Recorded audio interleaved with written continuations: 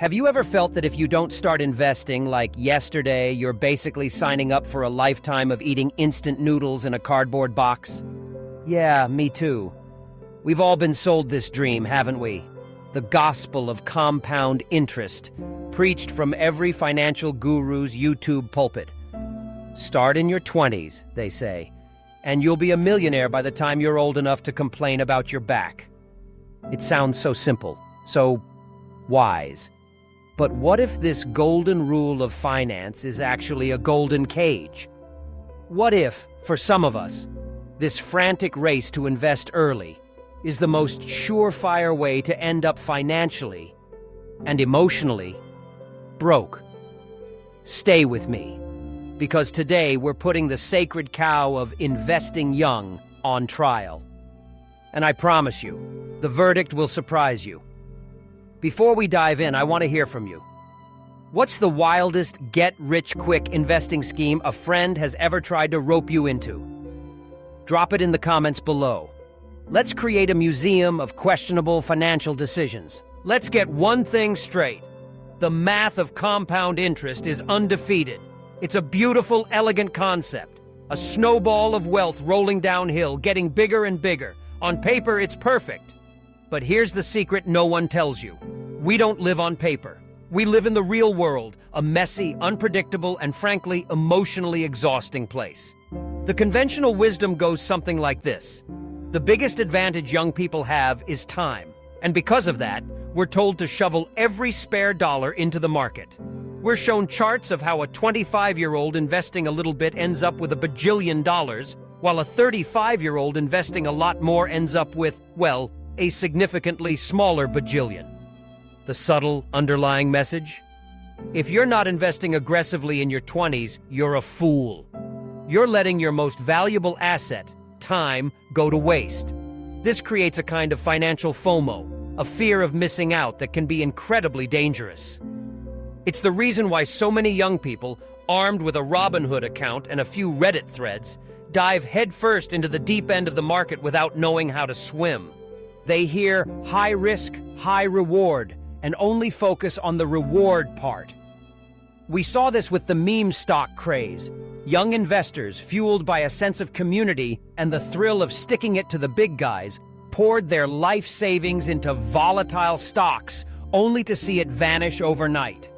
The emotional toll of that, the feeling of failure and the sheer panic of seeing your hard-earned money disappear, is a lesson far more powerful than any compounding chart. But let's say you're not a reckless gambler. You're responsible. You're putting your money into safe index funds. You're doing everything right. But are you? Here's the inversion, the twist in the plot. For many young people, the relentless focus on long-term investing is a massive opportunity cost. Your 20s and early 30s are a unique period of your life. It's the time for exploration, for building skills, for taking calculated risks in your career and in your life. Think about it. That $5,000 you're so proud of putting into an S&P 500 fund, what if you invested it in yourself instead? What if that money went towards a certification that could double your earning potential in the next 5 years? Or a plane ticket to a new country that completely changes your perspective and career path? Or even, dare I say, a down payment on a small business idea? The dirty little secret of the invest early mantra is that it often encourages a scarcity mindset. It tells you to scrimp and save, to delay gratification, to lock away your money for a future that's 40 years away. But your youth, your energy, your flexibility, those are assets that have a diminishing return. Investing in experiences that broaden your horizons, in skills that increase your income, and in relationships that will support you for a lifetime can have a far greater ROI than a few extra years of market exposure. This is the dark side of movements like FIRE, financial independence, retire early. It paints a picture of a blissful, work-free future, but the journey to get there can be one of intense deprivation and social isolation. Personal stories from within the FIRE community reveal a surprising number of people who, upon reaching their goal, feel a profound sense of purposelessness and disconnection. They optimized their finances but forgot to optimize their lives. So, am I saying don't invest when you're young? Absolutely not. What I am saying is that we need to dethrone long-term stock market investing as the only legitimate financial goal for young people. The deeper, more nuanced truth is this. Your primary financial goal in your 20s and early 30s should be to build a solid, anti-fragile foundation for your life. What does that look like? An emergency fund. Before you even think about an ETF, you need a cash buffer. 3 to 6 months of living expenses. This isn't just a safety net. It's a freedom fund. It gives you the power to walk away from a toxic job, to handle a medical emergency without going into debt, to seize an unexpected opportunity. It's the ultimate anxiety reducer. High-interest debt annihilation. That credit card debt with a 22% interest rate?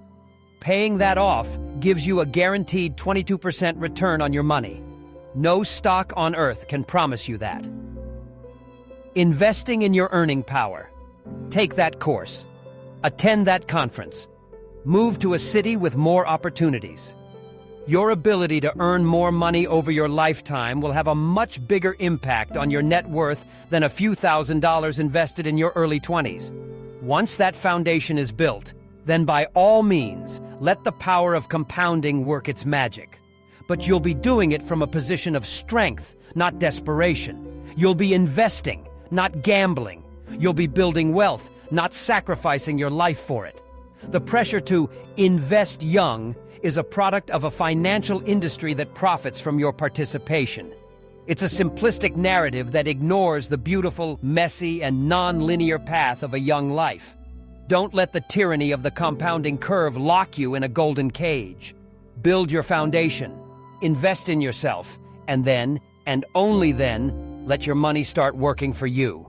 So the next time someone tells you that you're losing money every day you're not in the market, you can smile and tell them you're busy making a much more important investment, in yourself. If this perspective resonated with you, if it felt like a breath of fresh air in a room full of the same old financial advice, do me a favor and hit that like button. It tells the algorithm that intelligent, nuanced conversations are worth sharing. And if you're tired of the conventional wisdom and want more content that challenges you to think differently, then subscribe to the channel. We're building a community of critical thinkers here. Now for the discussion. Which part of this argument surprised you the most? The opportunity cost of locking up your money, or the psychological pressure of the invest early mantra? Let me know in the comments. And finally, what's another piece of common wisdom you'd like to see us put on trial? Suggest it below, and it might just be the topic of our next investigation.